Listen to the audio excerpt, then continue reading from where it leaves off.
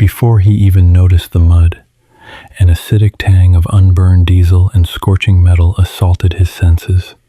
Right there in his winter wheat, 60 tons of dead iron lay bleeding out. To the rest of the world, he was just a farmer. They had no idea the dirt packed under his fingernails used to be gunpowder. The noise was what finally pulled Henry out of his kitchen. It wasn't the deep, chest-rattling rumble of a healthy turbine engine, which he could have ignored. It was a high-pitched, metallic whine, the sound of a starter motor cooking itself alive, followed by the dull, rhythmic thud of frustrated boots against armor plating. Henry stood at his back window, a mug of instant coffee growing cold in his grip. The mug was chipped. His knuckles were swollen, mapped with the purple rivers of old veins and the stubborn calcification of arthritis. Beyond the glass, a persistent, icy drizzle was turning the back 40 acres of his property into a gray, soupy mess. Right in the middle of his wrecked fence line sat a main battle tank. It was a monstrous thing, clad in dull olive drab and smeared with the thick, clay-heavy mud native to this valley. Its gun barrel drooped toward the soil like a tired dog's snout. Around it, 4 figures in rain-slicked camouflage moved with the frantic, useless energy of disturbed ants. Henry took a sip of the bitter coffee. He hated the military. He hated the endless convoys that chewed up the county roads during their training exercises at the nearby base. And he hated the way the young soldiers looked in town, too clean, too loud, entirely unbroken. Most of all, he hated that the smell of hot grease and wet canvas drifting through his cracked window made his heart beat just a fraction faster. "Idiots," Henry muttered to the empty kitchen. He didn't want to go out there. His left knee felt like it was filled with crushed glass, a souvenir from a desert that didn't exist on most modern maps anymore. But the whine of the starter motor shrieked across the field again. It was a pathetic, tortured sound. They were going to strip the gears. They were going to burn the coil. It offended him on a purely mechanical level. Henry set the mug down, the ceramic clinking softly against the Formica counter. He pulled on a canvas barn jacket that smelled of old dog and damp wool, shoved his feet into rubber boots, and walked out into the rain. The cold hit him immediately, slipping down his collar and raising goosebumps on his neck. The mud sucked at his boots, a wet, smacking sound with every step. As he got closer, the sheer scale of the machine dwarfed him. The heat radiating off the rear engine grill distorted the falling rain into a haze of steam. "Hey!" Henry barked. His voice was raspy, a product of cheap cigars and decades of breathing things he shouldn't have. "Stop cranking it. You're frying the ignition drive." A young lieutenant spun around. He couldn't have been older than 22. His helmet was slightly askew, and a streak of black grease painted a frantic line across his cheek. He looked at Henry, a stooped, gray-haired man in a faded barn coat with a mixture of panic and irritation. "Sir, you need to step back," the lieutenant said, his voice cracking slightly over the hiss of the rain on hot metal. "This is a restricted military asset. We're handling it." Henry didn't stop walking. He stepped over the mangled remains of his barbed wire fence. "You aren't handling anything, son. You're killing a 60-ton paperweight. You flooded the auxiliary line." A specialist, holding a digital diagnostic pad that was desperately blinking red, looked down from the rear deck. "The screen says it's a catastrophic pressure failure in the main fuel manifold. We're waiting on recovery." "Your screen is an idiot," Henry said, reaching the rear of the tank.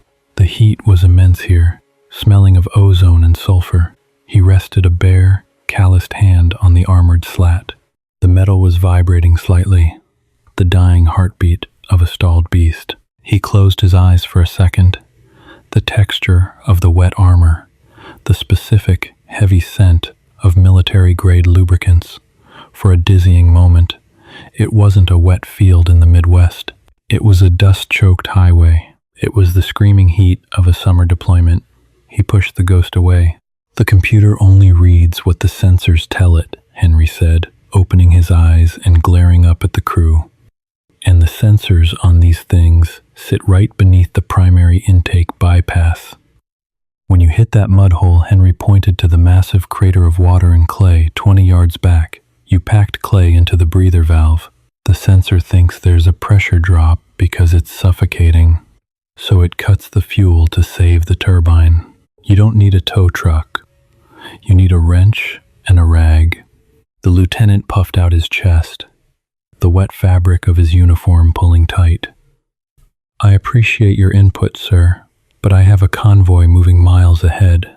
I've got a blown deadline, and I am not taking mechanical advice from a local farmer. Step back. Henry stared at the boy. He saw the trembling in the lieutenant's hands. The kid was terrified. This was his command, his tank, and it was dead in the dirt. Henry didn't feel pity. Pity was useless. He just felt tired. Give me a 3/4-inch spanner, Henry said quietly. I heard what you said, Lieutenant, Henry interrupted, his voice dropping an octave, carrying a sudden, heavy weight that made the young officer blink. You have a command vehicle arriving in probably 20 minutes to rip you a new one for blocking a civilian property and losing your armor. Now, you can stand there and quote, protocol. Or you can give me the damn wrench and let me get this pile of junk off my winter wheat. Silence hung in the rain, broken only by the hiss of the steam. The specialist on the deck looked at the lieutenant, then down at Henry. The specialist reached into a canvas tool bag and tossed a heavy steel wrench down into the mud at Henry's feet. Hayes, what the hell are you doing? The lieutenant snapped. Sir, recovery is 4 hours out, Hayes muttered. Let the old guy try. What's he gonna do? Break it more? Henry grunted. He bent down, his knee screaming in protest, and picked up the wrench. The cold steel felt familiar. It felt like an old, violent friend. Climbing up the rear drive sprocket was an exercise in humiliation. Henry's breath hitched in his throat as he hauled his weight upward, his boots slipping on the mud-caked tracks. His shoulder popped, a sharp, white-hot pain shooting down to his elbow. 10 years ago, he would have vaulted this. 30 years ago, he would have done it under fire. Today, he felt exactly like what he was, an old man playing in the dirt. He dragged himself onto the rear engine deck. The metal was slick with rain and spilled hydraulic fluid. He didn't look at the soldiers. He didn't need their nervous hovering. Pop the primary grill, Henry ordered. Corporal Hayes hesitated, then slammed his palm against the heavy release latch. The grated door swung open with a heavy groan, exposing the complex, terrifying mechanical guts of the tank. The heat rolling out was suffocating. Henry leaned in. The smell of scorched wiring and raw diesel was overwhelming. He didn't look at the digital interface ports. He ignored the neatly color-coded modern wiring harnesses. Instead, he reached deep into the cramped, grease-blackened cavity, entirely by feel. He had to wedge his arm past a scalding exhaust pipe. The heat bit through his canvas sleeve, singing the hair on his forearm, but he didn't flinch. His fingers, numb with cold and swollen with age, fumbled blindly in the dark recess of the engine block. What are you even looking for? The lieutenant asked, his voice strained as he watched the old man practically bury himself in the engine compartment. The truth, Henry muttered. His fingers brushed against a thick, braided metal hose. He followed it down to a heavy brass junction block. There, the bypass valve. Just as he suspected, it was caked solid in a hardened shell of baked clay and grit. The mud from the trench had splashed up, dried instantly against the engine heat, and essentially cemented the valve shut. Henry wedged the 3/4-inch wrench into the narrow gap. He couldn't get a good angle. His grip was weak. The arthritis flared in his knuckles, a deep, throbbing ache that made him grit his teeth. "Come on, you stubborn bastard," he whispered to the machine, or maybe to his own hand. He leaned his body weight into the wrench, pressing his chest against the wet, cold armor of the deck. For a second, nothing happened. The metal was unyielding. The pain in his arm was blinding. He closed his eyes, his breathing ragged, sounding loud in his own ears against the backdrop of the rain. He felt a sudden, ridiculous surge of anger. Anger at his failing body. Anger at the boys who didn't know their own equipment. Anger at the endless, grinding wheel of time that took young men and turned them into brittle old farmers. He shoved all that bitter, dark energy down into his shoulder, locked his jaw, and pulled. With a loud metallic crack that made the lieutenant jump, the clay shell shattered. The brass valve groaned, fighting him for a fraction of a second, before giving way and clicking open. A sudden hiss of pressurized air escaped the line, followed by the heavy, sloshing sound of fuel rushing back into the starved manifold. Henry pulled his arm out. His sleeve was soaked in black grease and rainwater. He tossed the wrench onto the deck, where it landed with a dull clatter. He didn't bother wiping his hands. He just wiped the sweat and rain off his forehead with the back of his wrist, leaving a smear of dirt across his brow. "Prime it," Henry said, his voice entirely drained of emotion. He was exhausted. The brief adrenaline spike had vanished, leaving him feeling hollowed out and frail. Corporal Hayes scrambled to the commander's hatch and dropped inside. A second later, the deep, whining spool of the starter motor began again. This time, it wasn't the dry, tortured shriek of a failing gear. It caught. The massive turbine engine choked once, blew a massive plume of black, acrid smoke out of the rear exhaust that washed over Henry, and then settled into a deafening, chest-compressing roar. The tank vibrated. It was alive. The lieutenant stared at the exhaust grate, his mouth slightly open. He looked up at Henry, who was slowly, painfully, lowering himself down the side of the hull. "I don't." "How did you know that?" The lieutenant yelled over the noise of the engine. Henry hit the mud, his bad knee buckling slightly. He caught his balance, taking a deep, shuddering breath of the cold air to clear the diesel fumes from his lungs. "Machines don't lie, son. Only the screens do. Now, get this piece of junk off my property." Henry turned his back on them and began the slow, muddy walk back toward his house. He just wanted to wash his hands. He wanted to sit in his quiet kitchen. He was halfway across the field when the heavy, unmistakable sound of approaching diesel engines cut through the rain. It wasn't just one, it was a fleet. Henry stopped and turned around. Rolling down the narrow county dirt road, churning the mud into a soup, was a convoy of Humvees and command vehicles. They ground to a halt near the broken fence line, their heavy tires sinking deep into the ruts the tank had made. Doors slammed. Voices barked orders over the idling engines. Out of the lead vehicle stepped a man who moved with the rigid, mechanical precision of someone entirely comfortable with authority.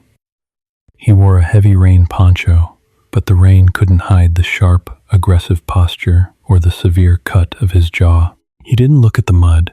He looked at the idling tank, and then he looked at the young lieutenant, who was practically vibrating with terror as he saluted.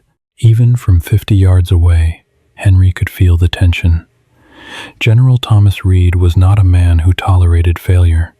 He was a man who built his career on absolute, uncompromising perfection. Henry watched as the general stood before the lieutenant.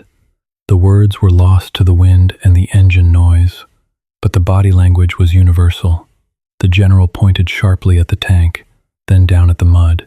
The lieutenant stammered, gesturing wildly toward the rear of the tank, and then, slowly, extended his arm, and pointed across the field, directly at Henry. General Reed stopped talking. He slowly turned his head, his gaze following the lieutenant's pointing finger. The rain seemed to fall a little harder.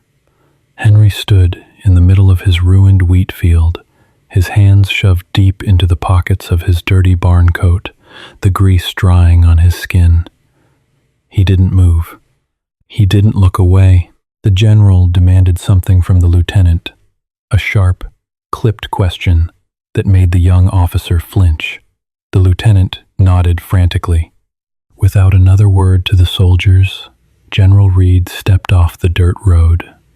He didn't care about the mud ruining his boots. He didn't care about the rain. He bypassed the young crew entirely, his eyes locked on the stooped, gray-haired man standing in the field. The general was demanding to see the farmer. General Thomas Reed did not walk. He advanced.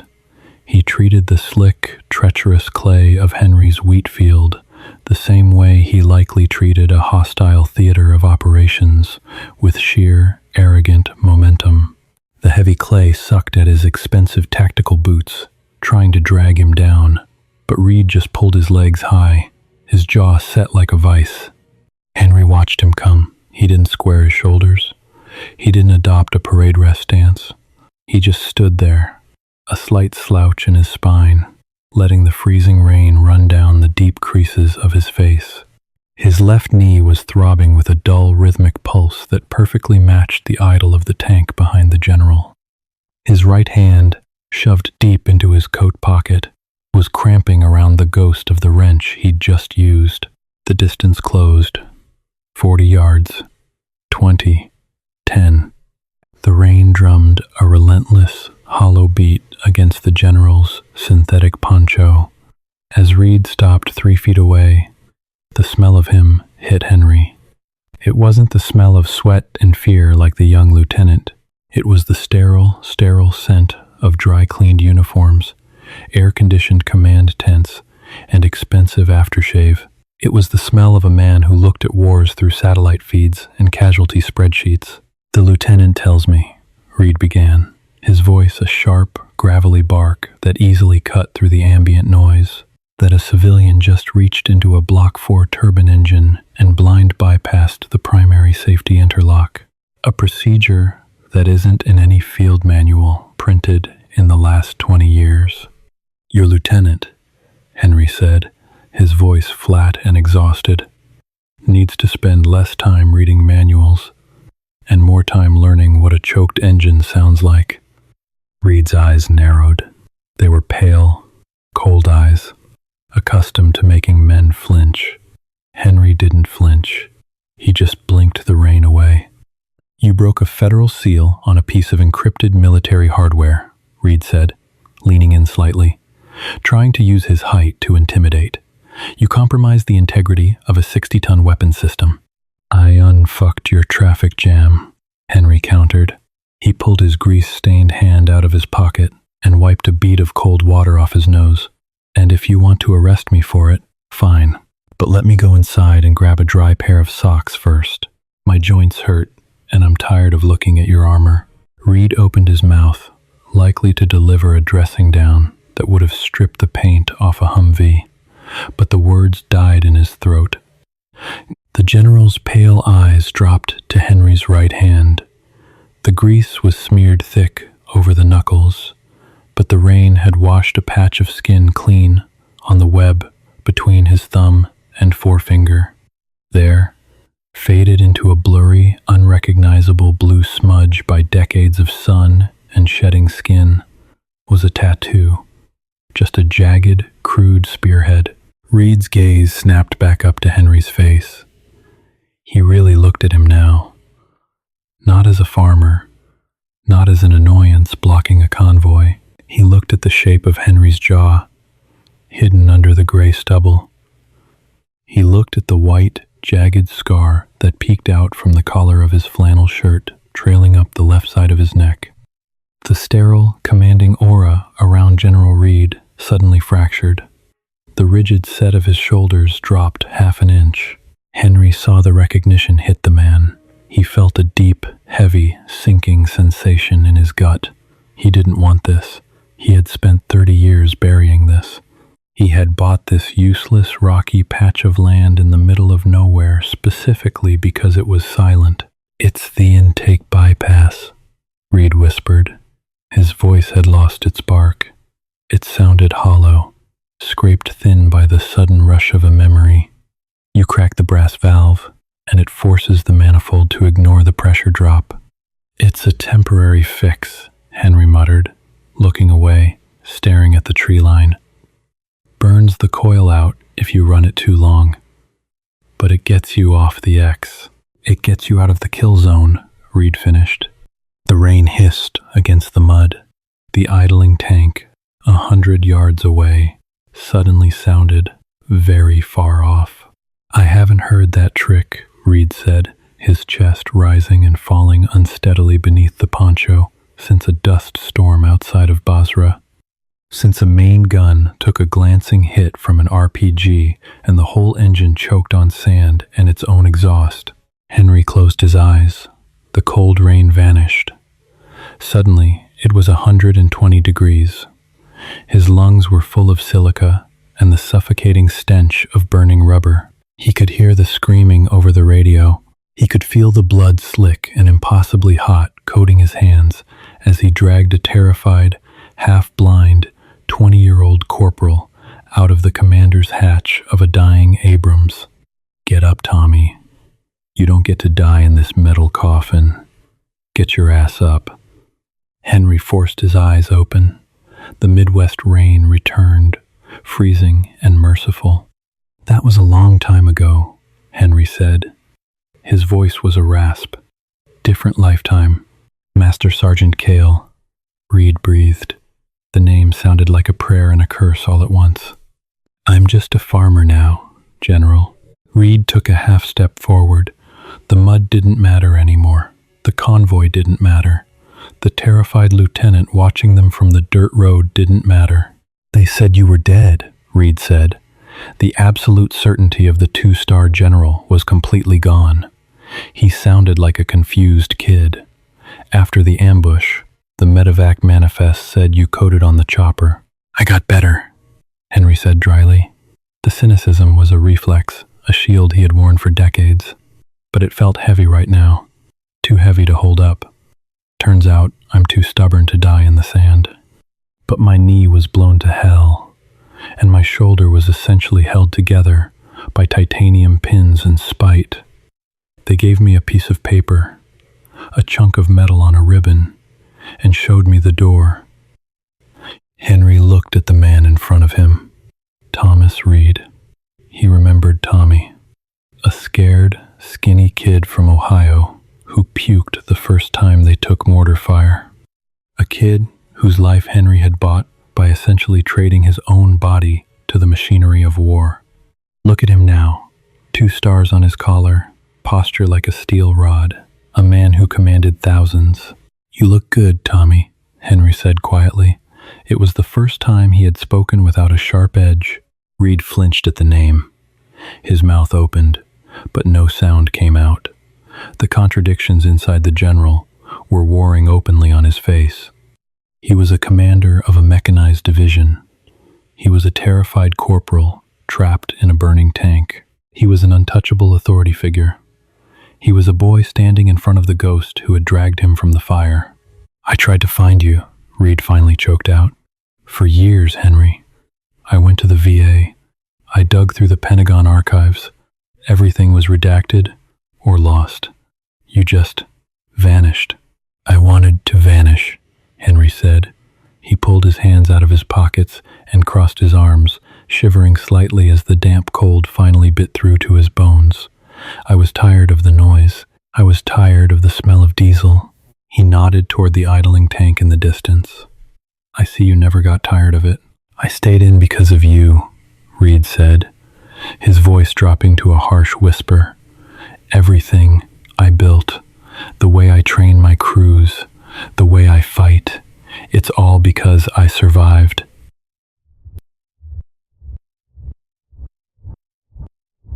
Because you didn't let me burn. You survived because you were lucky. Henry corrected him, harsh and immediate. Don't romanticize it. I just turned a wrench and pulled a collar. The rest was dumb luck. Don't build a religion out of me, General. It wasn't luck. Reed stepped closer, his hands balling into fists at his sides. The composure of the general was cracking. The raw, bleeding edges of survivor's guilt were pushing through. It was you. You stayed behind to manually bypass the fuel line while they were shelling us. You took the shrapnel that was meant for my chassis. It's just metal, Tommy. Henry sighed, a long, weary sound that carried decades of exhaustion. It's just dead iron in the dirt. You fix it, or it kills you. That's all there is to it.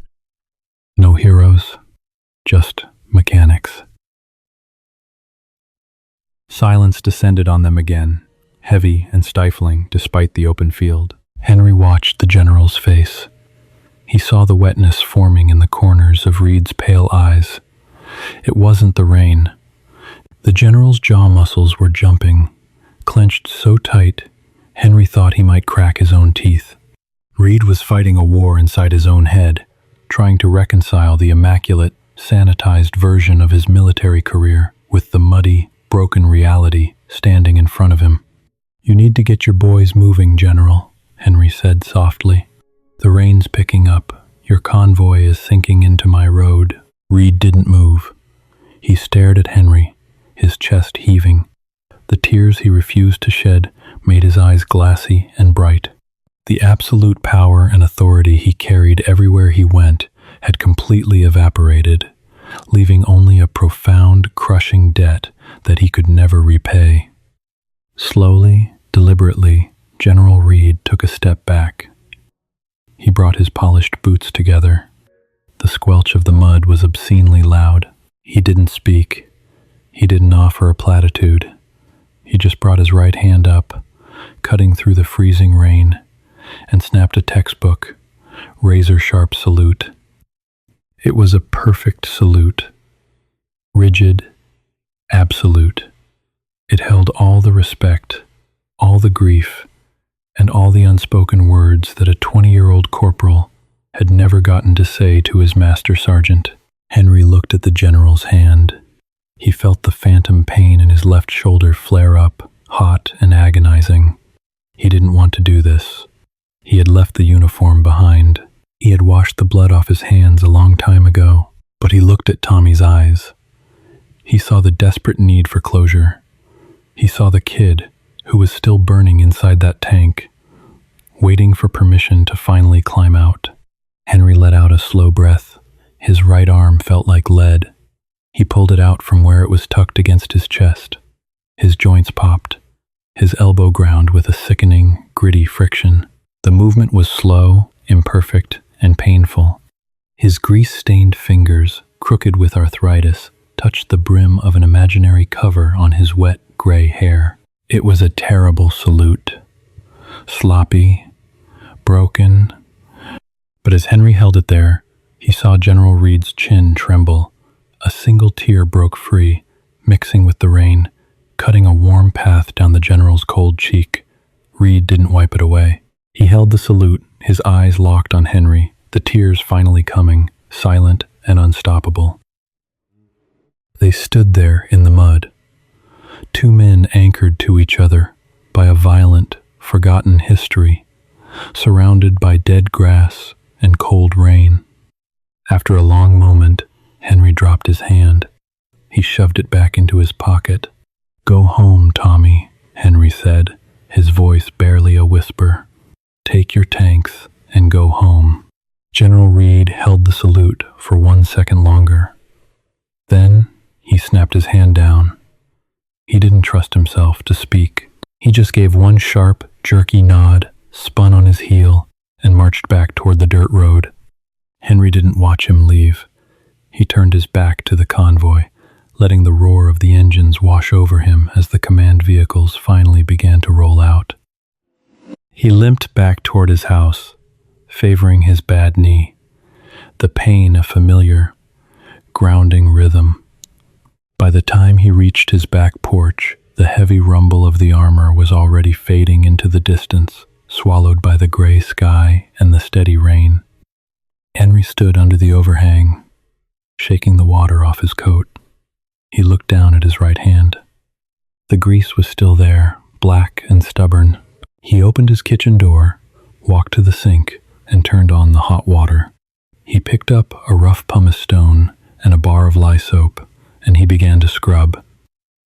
He scrubbed until the water ran gray, until the skin around his old tattoo was red and raw.